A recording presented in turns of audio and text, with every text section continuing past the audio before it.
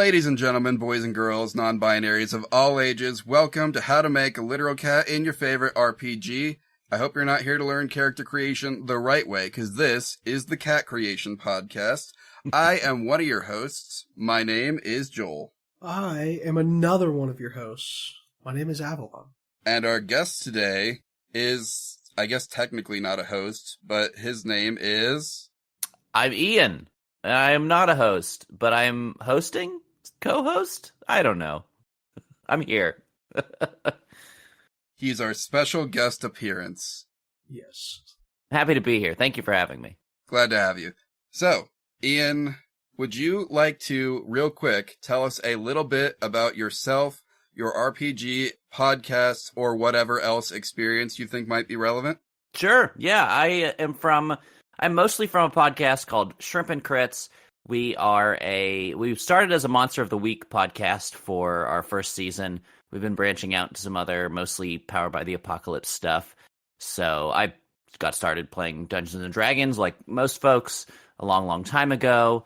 I kind of fell in love with the more narrative-focused systems like Monster of the Week. And should I talk about my own game yet? Should I wait for that? The one that we're doing today. Well, yeah, we are doing his game. Yeah, you can go ahead and talk about that if you want. Sure. And I wrote a game. I love Star Wars, and I really wanted to play Star Wars RPGs, but I didn't love the more crunchy D&D-esque official Star Wars system, so I made my own. I made a Powered by the Apocalypse Star Wars game called Lightside.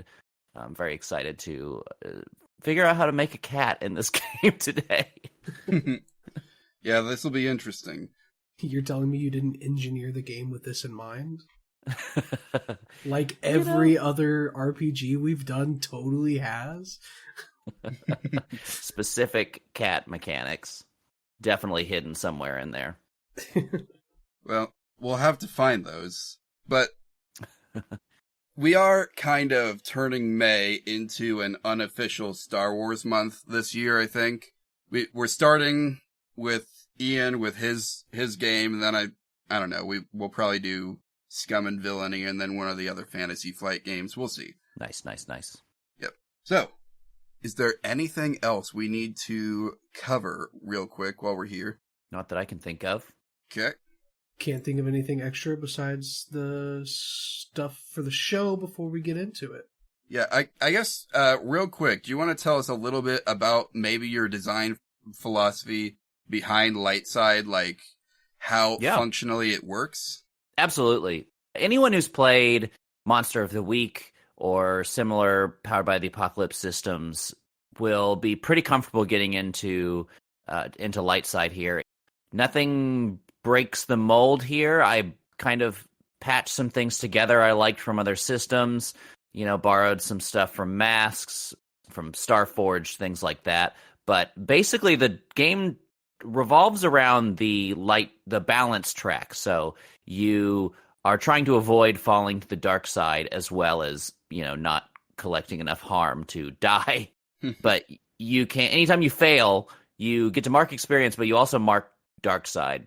And you can also mark dark side to push yourself and, have advantage on a roll. You can use it to avoid harm, things like that. So the temptation to fall from the dark side gets worse the closer you get to. It's kind of fun. And if you follow the dark side, the GM takes control of your character and you have to roll up a new one.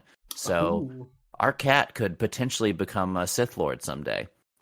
That's incredible. Yep. Everyone needs goals. That's right. Exactly. But I don't know have you guys done a lot of PBTA on this podcast yet, or should I talk a little bit about we've what done Powered quite by a the few. Apocalypse is? Okay, Yeah. cool. We've done Monster of the Week. We've done Masks in New Generation. We've done a lot of them. We did the Avatar Legends RPG just a few episodes ago. Oh, fun. Yeah, it's similar deal. You roll 2d6. You either get a mixed success or a full hit. So, yeah. Yep. Nice. Oh, also we did the actual Apocalypse World. I can't believe I forgot that one. It's a great game. Honestly, it holds up pretty well. It really does. Especially, like, we did the second edition. It's pretty good. Yeah. Mm-hmm.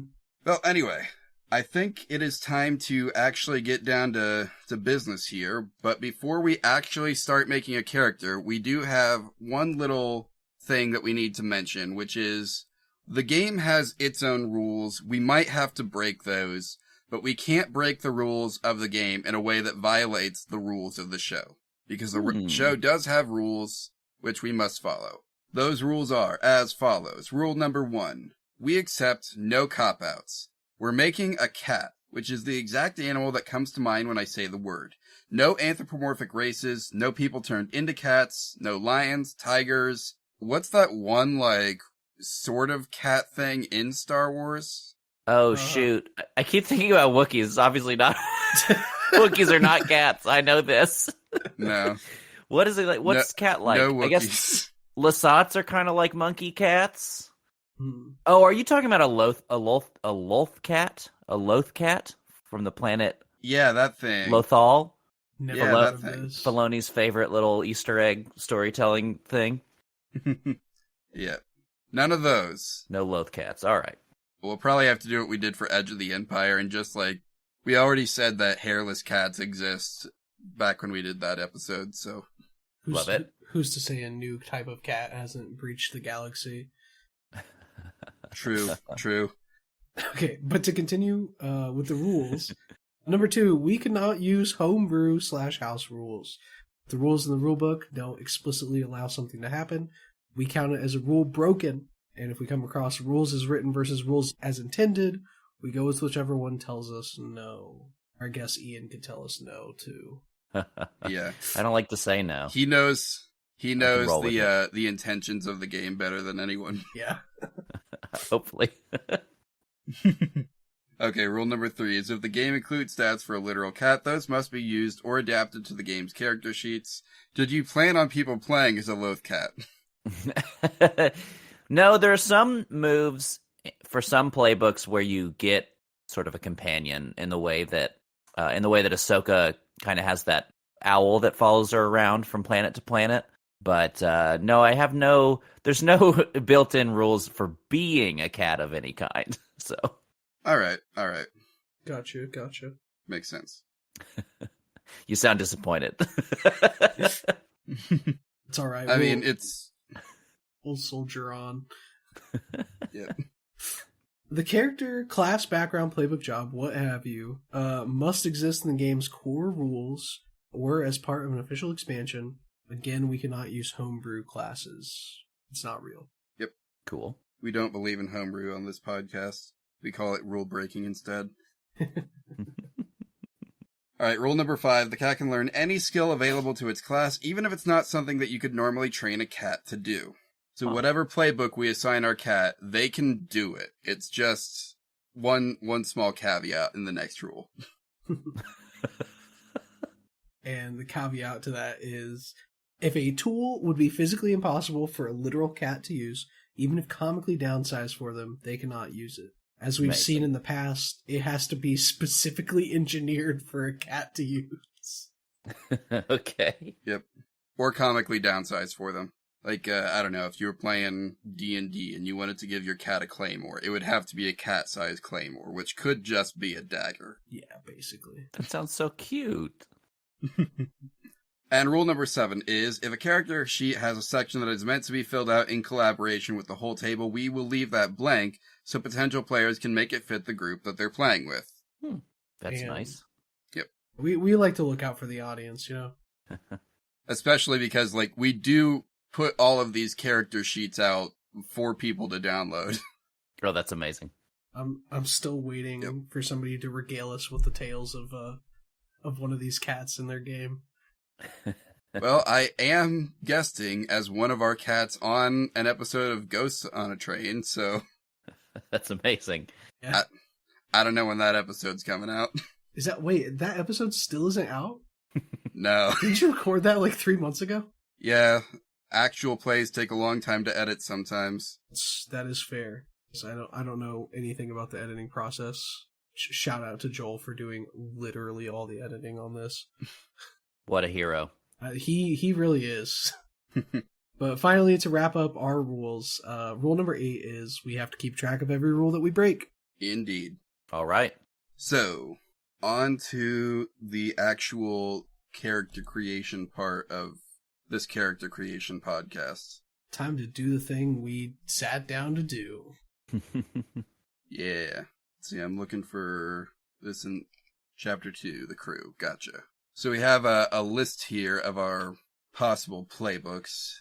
Let's go through these real quick and just see if anything sounds good. So these are split into Jedi and non-Jedi playbooks. What are we thinking? Are we thinking that this cat is going to be a Jedi, or? I feel like we kind of have to, right? Like, the option's there. Yeah, I mean, it feels right. Like a cat seem very Jedi-esque to me. My only other thought from the non-Jedi playbooks is maybe a bounty hunter. That would be... Because cats be hunting, you know? Yeah, I was thinking about bounty hunter as soon as I saw it. So, either way, though, I'm happy whichever way. Okay. But I guess let's go through these real quick. I'll name them off for us. We've got, in the non-Jedi section, the bounty hunter, the droid. I don't think we're allowed to do that one. The general. Cool. For a free quote rate you can get online. The scoundrel, the scout, and the soldier. And then under Jedi, we have the master, the learner, and the outcast. My problem with the Jedi ones is that, like, I mean, to even get a cat to learn, like, for somebody to know that the cat has the ability to use the Force, the odds are astronomically low. But then also getting that cat into a Jedi Academy seems so improbable. Yeah, the cat either is de facto already the master, or it gets kicked out immediately and it's the outcast. Yeah, that's what I was thinking. I feel like if we're gonna do a Jedi cat, I think we have to do the outcast. Yeah, that's the only one that makes sense. However, I do like the idea of a cat bounty hunter so much. I mean, they've got Dog the bounty hunter. We should have Cat the bounty hunter. Oh, okay. God, that's good. Yeah, I think we have to. You know, Star Wars isn't just about the Jedi. Let's be real. There's more going on in that universe. Yeah, it's a big galaxy. Real big galaxy. And plus, now we can picture a cat holding out its paw with a bounty puck, and the bounty puck projects a hologram, and it's just a mouse. There you go, fan artist. Get to work. I'm just kidding. I need that rat dead.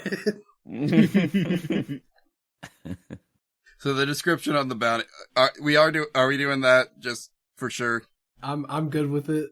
Works for me. Okay, the description here we've got is a solitary fortune seeker who serves their own code. They are unrivaled in their versatility, both in skills and equipment. You get bounties to capture or kill that might make your crew's mission more difficult. Such as, Jango Fett, Cad Bane, Boba Fett, The Mandalorian, etc., etc. Yeah, there's so many bounty I just skipped hunters. a name in there. It's okay. Nobody actually calls the Mandalorian his real name. It's a real Baby What is Yoda his real name? Grogu situation. Din Djarin. That's the Mandalorian. Wait, that's his name? Yep. Yeah, that's his name. Well, that tells you what I know about that. Have you not seen The Mandalorian? I saw the first season. Well, yeah, that's about all you need to see. The Mandalorian was a great Star Wars show until they until they integrated it with like 10 other Star Wars things. If you want, I can make a copy really quick of the isolated playbook and just link it over to you. That might be better. That might be easier to make a character sheet of because I have a PDF. Yeah. Reader. Copy of the Bounty Hunter. Share. Okay. So the bounty hunter. Do you want to read the flavor or no? Yeah, we already did. Oh wait, no, this is different flavor. Yeah, we did text. the flavor sheet. Wait, it is? It is. It might be my fault. It might be like an earlier draft or something. It is only slightly different flavor text. Yeah. I'll read it anyways. Okay, a solitary fortune seeker with a gray moral compass. You may prefer to work alone, but something has led you to work with this crew for the time being. Will they melt your heart and make you a team player, or will you leave them as soon as the job is over? Sounds very cat-like so far. Yep. Yeah. It should just say, will they give you pets and make you purr? Or will you scratch them and run away? I mean, you got edit access now. I'm just kidding. We've got our stats here do we just follow this in order on the character sheet? Yeah, that sounds like the best way to do it. And these stats, these ratings, they are pretty self-explanatory, but you have Scruff, which is like fighty, how good and fighty you are, how strong you are. Tech is how good with technology you are, kind of smart. It's kind of like smart or whatever. Smooth is both like how cool under pressure you are, and also kind of charisma. It's kind of your Han Solo stat. And then force is how force sensitive you are, how connected to the force you are. Nice. So, Nice. yeah, you use these stats to roll the basic moves of the game, which we can get into if we need to at any point. Let me know if you have any questions. Yeah, actually, let's see. Moves. That's chapter 3, right? Oh, yeah, I found them. Page 16 in the PDF. We've got Blast Zone, Defend. I've got a bad feeling about this. Melee, Negotiations, Repair, Slice, and Use the Force. Yep. Yeah, Blastum is shooting. It's plus smooth. Defend is defending someone in trouble or defending yourself. That's plus Scruff. I've got a bad feeling is plus Force because you're tapping into the Force to see what's going wrong around you. Melee is striking an enemy. It's plus Scruff. Negotiations is talking your way out of a sticky situation. That's plus Smooth. Repair, plus Tech, self-explanatory. Slice is hacking into computers to find information or to manipulate your surroundings. That's plus Tech. And then Use the Force is an interesting move because it's both what Jedi would roll to, force push or whatever else, but it's also like Indiana Jones trying to get under the door that's closing. Like it's also kind of like a luck deal. Like players that aren't Jedi will still use this move to like jump over the gap while a ship is exploding or like whatever thing they need to use, rely on their connection to the Force, because the whole philosophy behind Star Wars is if the Force is willing it to happen and you go with it, then extraordinary things happen. So that's kind of why that move is a catch-all for so many different things. Gotcha. Yeah, that makes sense. Mm-hmm. So we get to add +1 to one of our starting stats. Correct. I want to make an argument for Scruff because it sounds like that is potentially our scratching and biting stat to begin with. Mm-hmm. Yes. Yeah, I find it hard to believe that we'd put a +1 into any of the others for this character. Plus Tech, no way. Smooth, there could be an argument made, maybe. Force, yeah, probably not. Yeah. I don't think this cat's all that strong with the Force. If we wanted good Force, we would have gone with the Outcasts. Right. I like the Force being low for the cat because cats can be very agile, very smooth, but then sometimes they're just randomly not. And that's when the Force kind of comes into play, I think. It's like you've made this jump a million times. 1,000,001, guess what? You're going down. Yeah, exactly. This is the time that you knock over the lamp as you jump off of it. Right. Scruff is now +2. Sounds good. And then do we have to do anything with the balance harm experience right away? No, those will be blank until you begin playing with your bounty hunting cat. All right.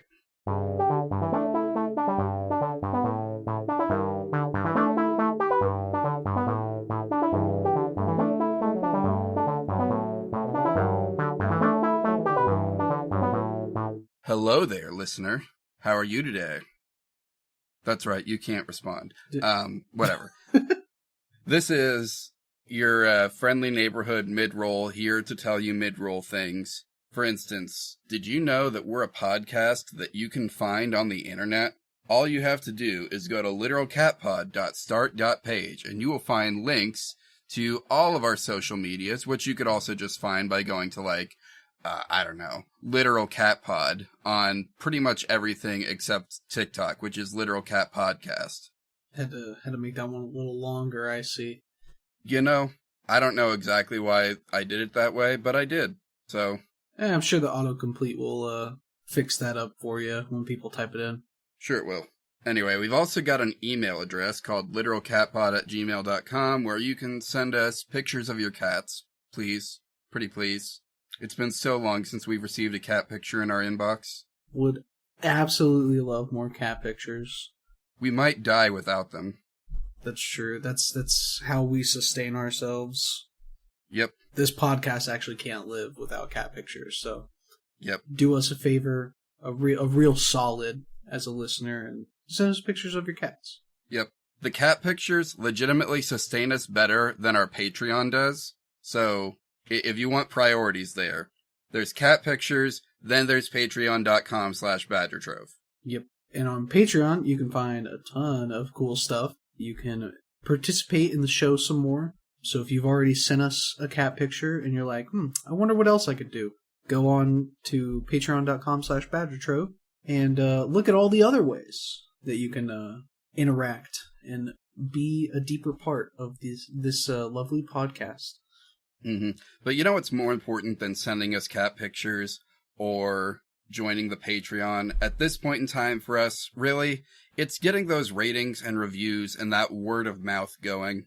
Oh, truly. You can even have some fun with the word of mouth part if you want to. Go to bit.ly/literalcatpod and download the character sheet from this and every previous episode to show them to your game master and be like, hey, you're going to let me run this, right? And they'll be like, yeah, of course I will. Because who doesn't love cats and playing them in RPGs? Exactly.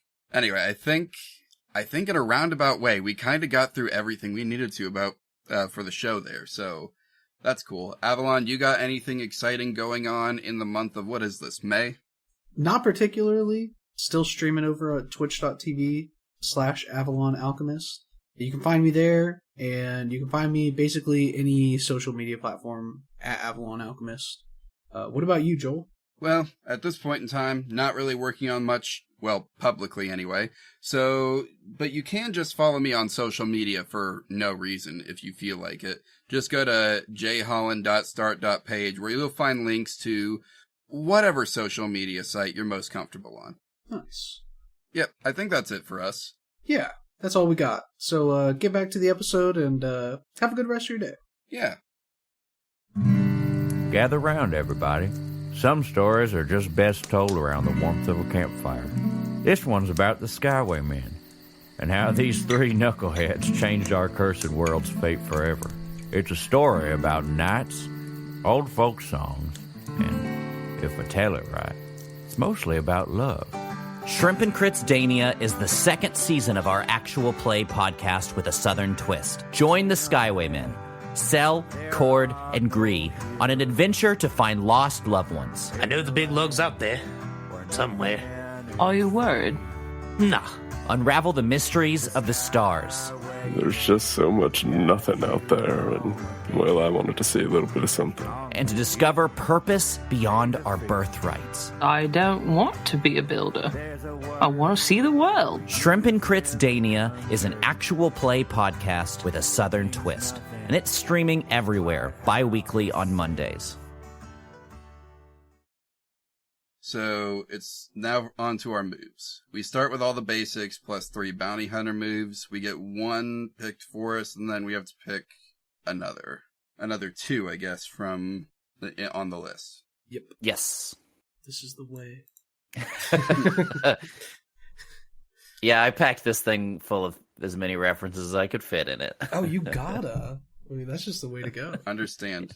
Exactly. Understandable. All right. The move that it sticks you with is called the Bounty Guild. At the beginning of each mission, or at the Senate's discretion, basically if it makes sense in the fiction of what's happening, you need to roll plus smooth. On a 10 plus, you're given a new bounty for a target that will be nearby in your next mission. your contact at the guild will tell you if the employer wants them warm or cold. On a 7 and 9, your new target is slightly out of the way, and maybe in the same system or the moon of the planet you're going into. You'll have to convince your crew to take on an extra challenge, and you don't know whether they want them warm or cold, so you risk bringing them in the wrong way. And then on a miss, your target's last known location isn't anywhere near where you're going. Your crew will be putting the mission on hold to go after this with you, or you can obviously split off if that's what you prefer to do. But you get +1 on going on any roll to get closer to your target. You get 1 hold if you take care of the target, or 2 holds if you take care of them in the preferred way. Spend a hold to either gain experience or 1 credit. That plays into the downtime system that I kind of hacked out of Blades in the Dark. If you miss the target, your reputation with the guild takes a hit, -1 forward to your next bounty guild roll. Ooh. It's fun. All right. It is interesting. Yep. So, Avalon, I assume you've been looking over the options. Just a little bit. I glanced on all of them. But I can read a couple off if you would like. All right, yeah. All right. So I'm just going to start at the top. The child. You travel with a small, relatively helpless being. They need to be taught the ways of the galaxy, but they aren't totally useless. Tell the Senate what they are, a young clone of yourself, a mysterious alien, an unconventional little droid, and work with them to decide what your little ward's abilities are. If you assist, protect, or teach them, remove 1 dark side. If they are hurt or captured, mark dark side. I don't know. Could we come up with something that's smaller than our bounty hunter? Oh my gosh, on one of the first bounty missions we did, we were supposed to kill a rat. Found out also wanting to be a bounty hunter. That's kind of cute, honestly. I want to watch that that series. Directed by Dave Filoni. Yeah. Dave Filoni, get at us. We'll make this character and then you can turn it into a show. Nah, he's gonna turn it into... I've already forgotten their name. But you know what I'm thinking of. The Star Wars Visions? Question mark? No, the cat thing. That's not actually a cat. Yeah. Oh, the Loth cats. Loth Yeah. cats, yeah. He would. Yeah. That would be his caviat. He would make it a Loth cat, Yeah. and we would. I'd Yeah. still... fail. Hey, as long as I got residuals, I'd take it. Fair enough. I mean, I think we've already established within the fiction of the podcast that our version of the Star Wars galaxy has hairless cats. So Yes. we could expand on that, or we could just make another hairless cat. I like expanding universes. I mean, we're in Roan right now, so I'm kind of a fan. All right. Could be a little Well, droid, we can work. I did think about like a little droid too. Like that'd be fun. like a little droid that comes on and off of the cat's collar, like it's the tag, but it can fly around on its Ooh. own if it wants to. That's kind of cute. Like a little ladybug droid or something. Yeah. Or Yeah, I a don't little know, mini drone. whatever bugs they have. Or yeah, just a drone. Or like whatever whatever the drone was from Stray. Oh yeah. Mm. I never played that, but I know they had a little guy with them. Yep. We'll just give him a gonk droid. I feel like a gonk droid is about the size of a cat. Yeah. But they are pretty helpless. Yeah. Oh, yeah. I think they're just batteries or thi- something. I don't know. All I know is that they walk around and get in people's way. Oh, that thing. I was thinking of the little ones that like Chewbacca yelled at. Oh, the mouse droids. Mhm. Yeah, Mhm. I think, aren't they called mouse droids? I think they are, maybe. which implies that cats exist in a roundabout way. True. There are no cat droids, but the existence of mouse droids perhaps means this. Maybe. I like to believe so. Let's see. The next move option we have, we should probably look at the other one, Yeah. is I'll kill you just for the pleasure. Upon a successful melee or blastum roll, you may mark dark side to inflict 2 additional harm. This feels right. This guy's just like, you know what? F it. This guy's going down. Next up is I can bring you in warm or cold. When you give someone the choice to live or die, choose one. Take influence over them, remove 1 dark side, or they give you a useful piece of information. Ooh, that one's good from a roleplay perspective. I like that a lot. Mm-hmm. Yeah. I think it presupposes that our cat can communicate with its target, but yeah, it could be. Yeah, I mean, I would argue that in the Star Wars universe, if Han Solo can learn how to communicate with Chewbacca, then perhaps the cat language has been decoded It's out in this there. world. It's out, yeah. Maybe. You got to take a Duolingo course about it, but it is there somewhere. Okay, question. Mhm. Would there be a way potentially to combine the child with weapon of choice? So like, Ooh. it's a thing that we have to protect, but also it is our gun. Wait, yeah, I see it. I see the vision, Joel. You want to read Weapon of Choice real quick? So Yeah. the audience can. You might prefer to work. Yeah, you might prefer to work alone, but your weapon is a companion that never leaves your side. When wielding your signature weapon, you inflict +1 harm and get +1 forward whenever you roll melee or blast them. I like that. I mean, you would have to pick. That would have to be your two options, is what I would rule as the GM of this game, or as this game called, as Right. as we call it, the Senate of this game. But yeah, I would say there's nothing that says you can't combine two moves as long as you choose them both. Okay. So we could have the child that is also a gun. It's got to be like a cute little fun gun that has a personality. Yeah. It's just like a little floaty droid with a blaster on it that can act somewhat autonomously. And it looks worried whenever something bad happens. Like it looks to Yeah. you for advice. It's like, hey, do we kill this guy? It's got to be a really timid droid, but as soon as you call it to act, it will start blasting. Have you guys played the Jedi games with Cameron Moynihan? The Survivor and Fallen Order. I played the first one, which I believe is Fallen Order. Fallen Order, yeah, that's it. Yeah, I played the first His- one. I haven't gotten to the second one yet. His droid is pretty timid. His little Yeah. droid is pretty. BD1. I don't know. BB-8 will do stuff. Yeah, BB-8 will go ham, dude. I mean, if you watch Rebels, the droid in that is a war criminal. That droid does some unspeakable things. Oh God. I have not watched. I've watched a few episodes of Rebels. It gets going. It's a tough start, but it's some of the best Star Wars out there if you stick with it. I might have to give that a shot. All right. Yeah. Anyway, We've got 2 more moves. Do we want to read through them just in case there's something else that stands out? Or Yeah, let's read through them for the audience sake. yeah, okay. So the second to last one is honor among hunters. Even when things are tense, other bounty hunters and those who employ them will take you at your word.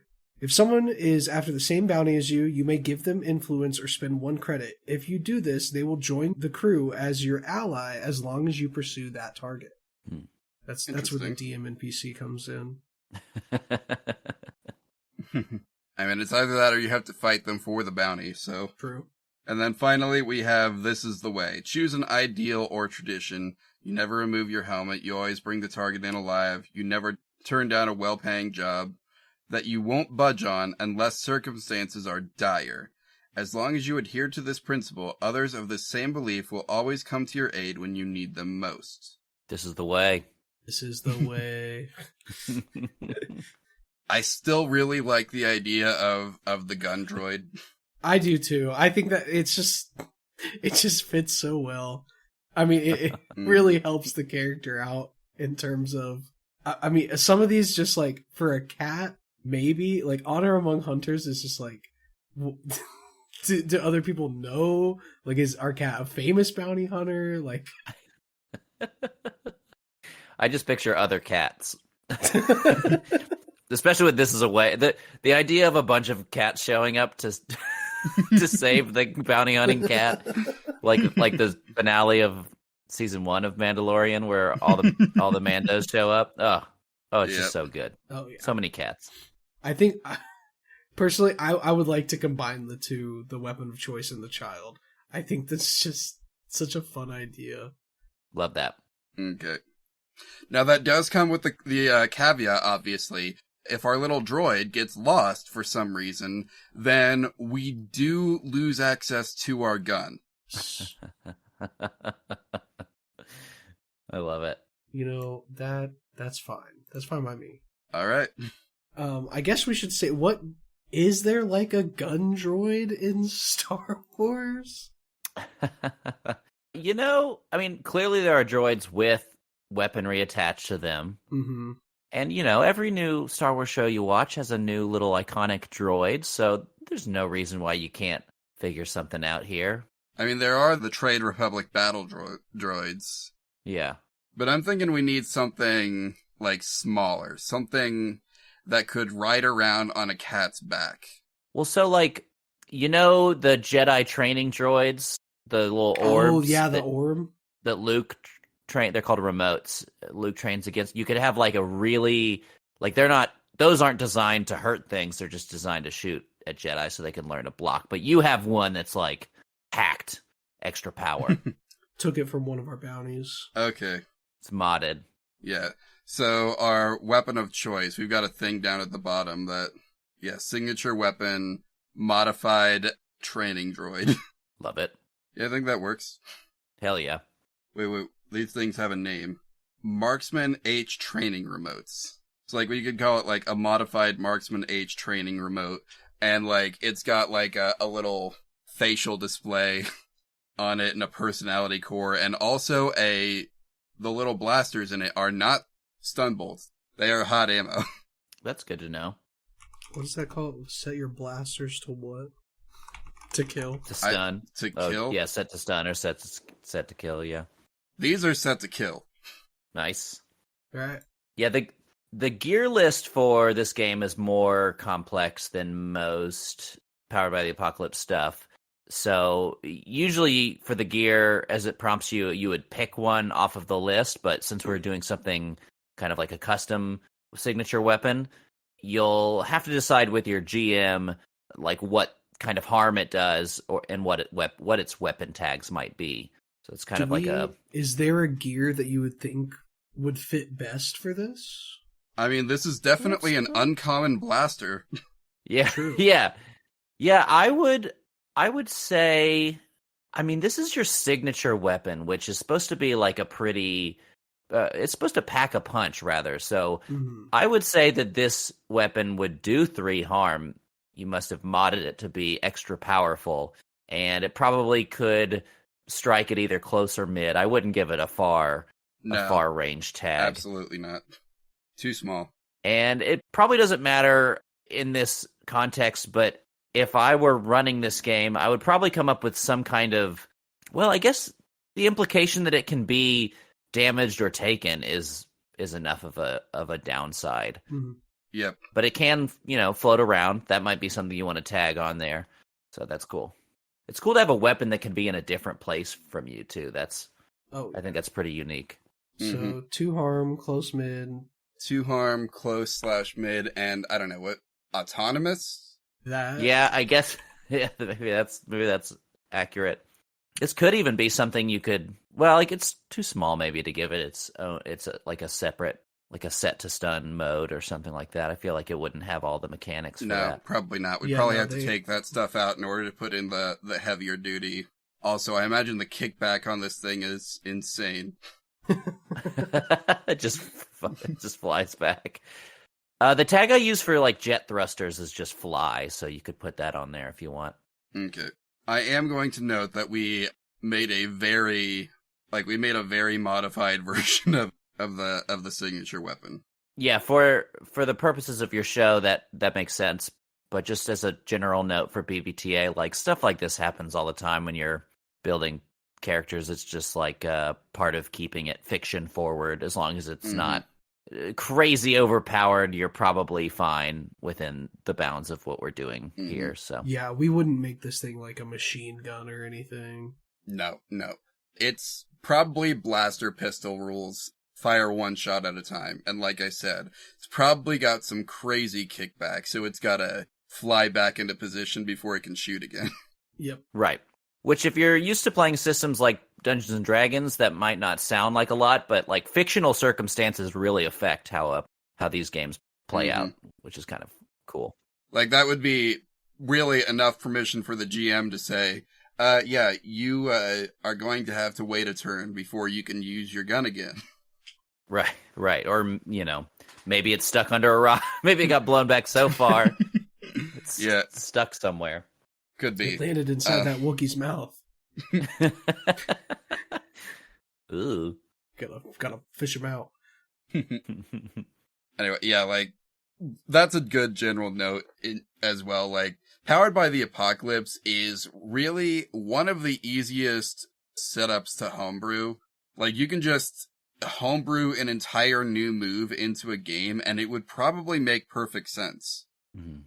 And most of these games don't even discourage you from doing it. Like, most of these games say, like, do custom moves, like, change the flavor if it makes sense. Like, a lot of these games really encourage you to do so to kind of fit it to your playstyle. On to our next thing. Is there a next thing? I guess we're supposed to pick 2 from the list. Yes. Well, okay, so it says after the signature weapon or you've written it down, it says your line of work is dangerous and versatility is survival. You have protective wear suited to your look. So we have kitty armor worth 1 armor. Probably a built-in like droid mount on that armor. That's awesome. Love that. And then most bounty hunters carry a variety of gear to help in a variety of situations. Pick 2 from the list. So you have 5 bullet points there. So this is separate from the signature weapon. Right. Because, you think of Star Wars bounty hunters, and most of them have, grenades hanging from their belt and an extra blaster in their holster and all of these things.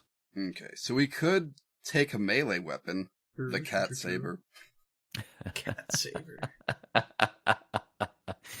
It's just a regular sword, but it's laced with catnip. I don't know about all that, but you could have a land speeder.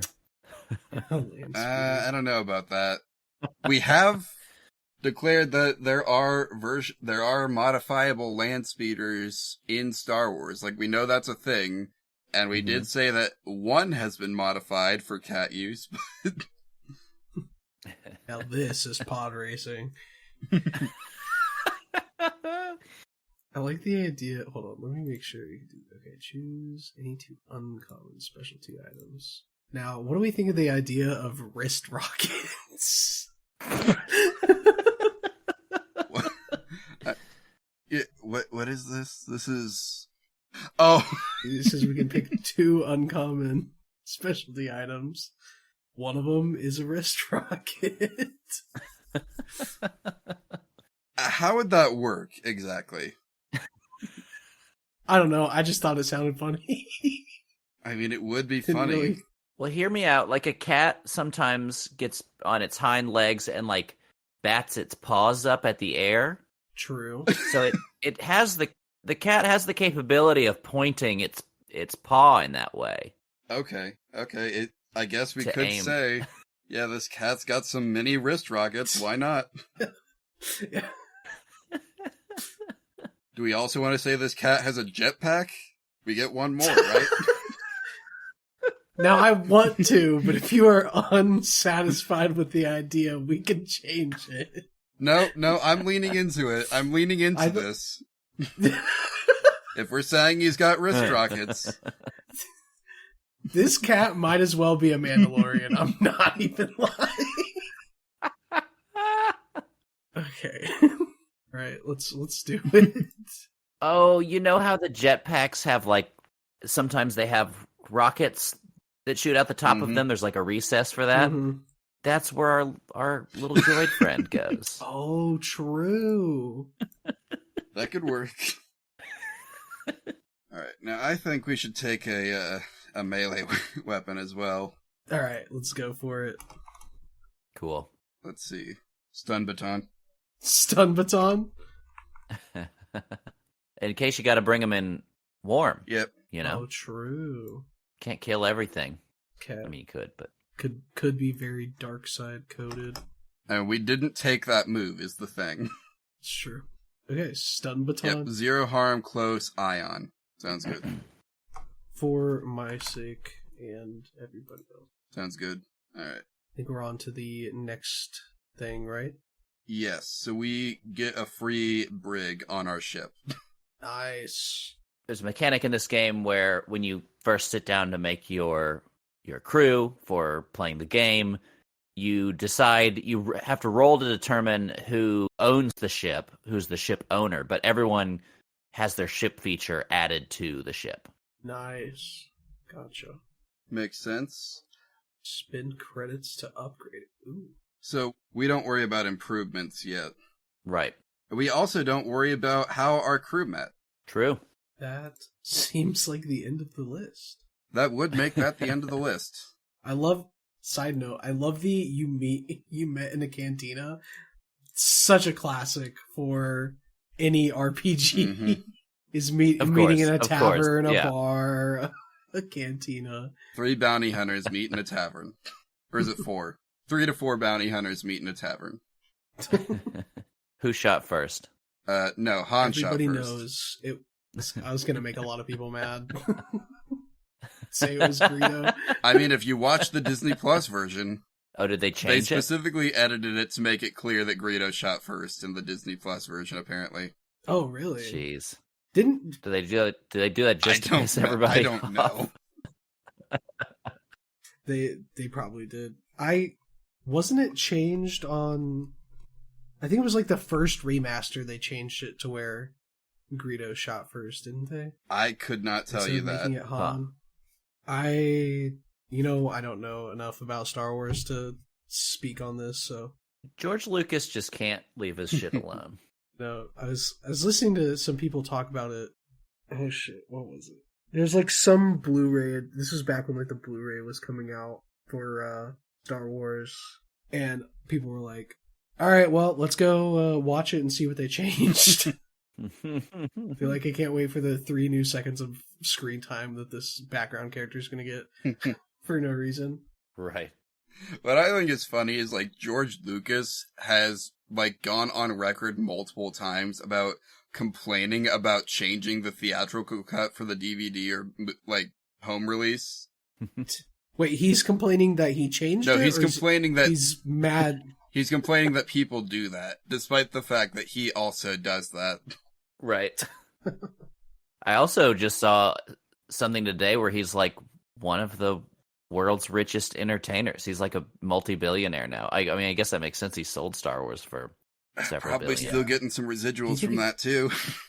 I was about to say, he's probably still making money off of it. He's on the board at Disney, I think. Is he? That would make sense. Yeah, I think he got a board seat out of the deal somehow. I mean, Not a bad deal. Like, come on, it's George Lucas. We gotta. Right. George, I may have gone too far in some places. Lucas is a good choice for our board.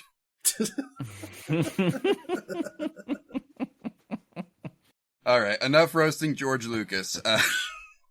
We George Lucas, if you want to use this character, please get out of it. We have not. Also, don't make me take this game off the internet, please. Yeah, no. While I have you here with George Lucas. Yeah. Let's see. What else were we talking about? Right. We never gave this cat a name or decided what they looked like. Oh, that is so true. So, we should do that real quick. I've said several times, we've established hairless cats exist in Star Wars in our show's canon. Do we want to say another type of cat exists? Absolutely. Okay. What kind are we thinking? What type of cat would be a bounty hunter? A Maine Coon. I was thinking Maine Coon. Yeah, those are... They just seem like they... We were all thinking it, apparently, so... Wait, were you, Joel? I really was. I was considering saying it. Whoa! Wow. All right, well, wow. then I guess it's decided. Yep. Maine Coons are big, too, so that would give it some substance in Yep. this world. It wouldn't disappear in the backdrop. Well, I don't know. If it's on an Imperial ship, maybe, because a lot of those guys are gray. True. Yeah, is our cat a gray Maine Coon, or... Maybe it's that one Maine Coon that looks like Ron Perlman.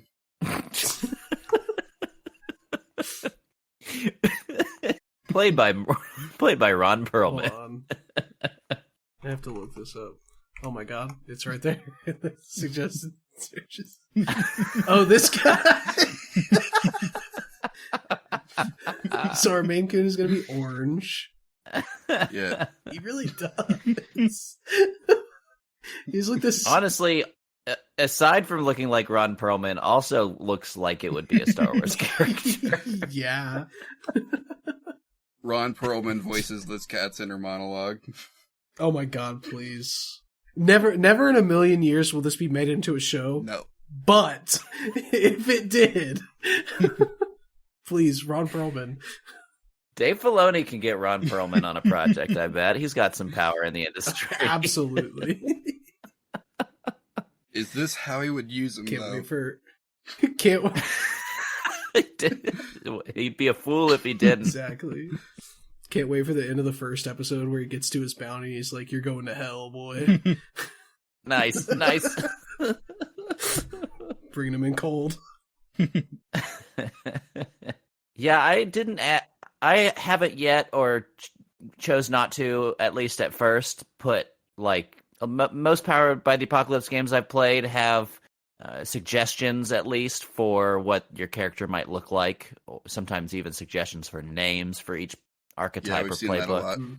But I haven't gotten into that because A, it would be a lot of just combing through alien races and kind of assigning them to each playbook, and B, like, that's my least favorite part of Powered by the Apocalypse playbooks. It's like 99% of the time I feel like players just they don't use those suggestions anyway. They just do what they would want that character to look like. Right.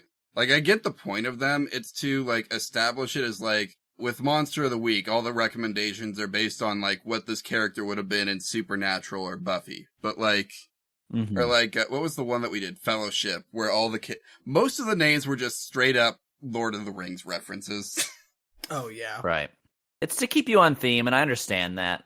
And maybe I'll probably add it in eventually, but for now it's fine. I think as is. Yeah, it's all right. People can come up with their playable. own names. Be creative. I feel like coming up with Star Wars names is a pretty fun thing anyway. Yeah, I mean we have Gulp Shido, which is a really good Star Wars character. Did we ever name this cat? The best contribution. No, we didn't. No, not yet. Speaking of which, the best contribution that J.J. Abrams made to Star Wars was he made an alien race, and every one that he included in the trilogy had a name that was a reference to a Beastie Boys song. Like, wait, really? Brass Monkey is one of them. Oh, I don't know any of the other ones. I did not know it's pretty funny. Yeah, this is the first time hearing of this. Okay, so apparently there's a race of feline humanoids in Star Wars called the Cathar, so I've just pulled up the Cathar name generator on fantasynamegenerators.com. Oh, I love that. Yeah. Man, they really have it all on there, don't they? They really do have it all. So, the options that I've been given are Rorba Pasan, Rika Pirgik, Miruk Pishig, Nudi Saduk, Nudie? or Nudy. I don't know how else you would pronounce it. Yeah. Yeah, I like it. Tukur Pudat, Atir Sog, Kam, Xu Jog, Tucson, or Itumir. Crap, what was the second one you said? Rika Pirgik? I like Rika Pirgik. Okay. That's kind of cool. What are your thoughts? I think it's better than Gulp Shido. Come on, okay, nobody's better than Gulp Shido. Right, but isn't there established lore for Gulp Shido? I think I don't know if it's canon lore. Probably but not. I think people have established lore. Somebody made a joke when that second Star Wars game, like Jedi Survivor, was coming out. Great game. I think they just assigned a background character in the trailer. They're like, OMG, it's Gulp Shido. And everybody was like, yep, that's him. He's there. How do you spell that name, by the way, Joel? Ryka Pirgik. Rika Pirgik. Okay, that's a character. Not gonna add that it's to be voiced by Ron Perlman. There we go. Also kind of looks. Thank you. I had to. That's good shit. Okay. Well, we've made it to the end of another episode. How many rules did we break, Joel? Kind of just the one, the homebrew weapon. I mean, I guess if you want to say cats technically not part of the Star Wars lore, then we broke 2 rules because we had to add cats to the lore. Yeah, that's all right though. I think if anybody's listening to this podcast at this point and are like, "Oh my gosh, they can't put a cat in Star Wars because it's not lore accurate," I don't think they're a fan. Yeah. I mean, we probably lost all those people at the Edge of the Empire episode, let's be real. Yeah. Also, Star Wars adds stuff to Star Wars that isn't lore accurate, so leave us alone. Don't at me. Okay, but, like, to be fair, a lot of the not lore accurate stuff, it just, like, yeah, that would make sense that they could do that in Star Wars, and, like, the people who are mad about it are just, like, you realize how much sense it makes that someone could fling themselves through space using the Force, right? Yeah. So much sense if you believe. Yeah, as long as you believe in the Force, anything is possible. Okay, hang on. There is a canon Wikipedia article for cats. Wait, what? Oh, is there? Is there? It says cats were a type of creature which were known for controlling populations of rats and other rodents, as well as being kept as pets by various sentient beings. Tucas, raticats, and lothcats were a species of cats. So Well, what do you know? This is Okay, acknowledging that lothcats are just a type of cat in the Star Wars universe. And look, it's even in this picture. It's even playing with a circular remote droid. It is. Oh my gosh, that's incredible. That is pretty awesome. Man, how did we do that? Okay, so, guys, remember, what was that, episode 7, I think? We tacked on a broken rule. Not actually broken. We're good. Yeah, no. Look at that. Look at that. Gucci. In the clear. People on episode 7 right now about have no idea what's coming. Yeah, why are y'all listening to these in order? How many episodes Oh, this is episode 47. 40. God. Nice. Nice. We've been doing this for Those so episodes- long. Also, I Seveners. think episode 7 was not the Edge of the Empire game. One moment. Let me see if I can figure this out. But, I've got a folder with these all here on my computer. You know, if you're listening to episode 7 right now, no, you're Yeah, not. this is episode... You're listening to episode. You're literally made a not terrible listening mistake. to episode 7 right now. But no, it was episode 7 that was Edge of the Empire. Man, can you believe that happened before Nice. Kaiju Incorporated? God. No, I can't. Anyway, that's enough reminiscing. Ian, would you like to take a moment to plug anything here at the end? Well, we got you. Sure. You can absolutely get Lightside for free. It's a totally free, fully playable, albeit not very pretty, powered by the Apocalypse Star Wars RPG. I encourage you to check it out. I encourage you to reach out to me and let me know what you think about it. I am slowly in the background of all of my projects, making it better over time. I also have a podcast, like I mentioned earlier, Shrimp and Crits. You can catch us on any podcatcher where you might listen to podcasts. And we just started streaming live every other Thursday, some Monster of the Week on Twitch. So go check us out, twitch.tv/Shrimp and Crits pod, if you'd like to know more about that. Yeah, otherwise, yeah, I'm on the internet. Come say hi to me. I'm happy to make new friends and talk about RPGs with folks. I do gotta say, the Goa Kochika arc was probably one of my favorite actual plays. It is really good and you should listen to it. Wow, thank you Yeah. so much. Thank you. That means a lot. Like, it is really good and y'all should listen to it. It was a lot of fun and pretty interesting. It was started as a pandemic project. We all finally had time to start a podcast together, and then it ended up being a 3-year campaign. So, check it out if you like Monster of the Week or if you're curious about it. It's fun. Thank you very much for having me. Oh, I guess I should say we're starting season 2 soon. I guess by the time this episode comes out, season 2 will have been announced and potentially even started. Yeah, let's see. So When will this come out? yeah, I can't say right now what it is. Yeah, but- this comes out May 1st. Oh, well then we'll definitely have aired our first episode. So yeah, check out our second season. I'm bad at promoting myself. It's all right. We are too. Anyway, Avalon, how about that cat pun? All right.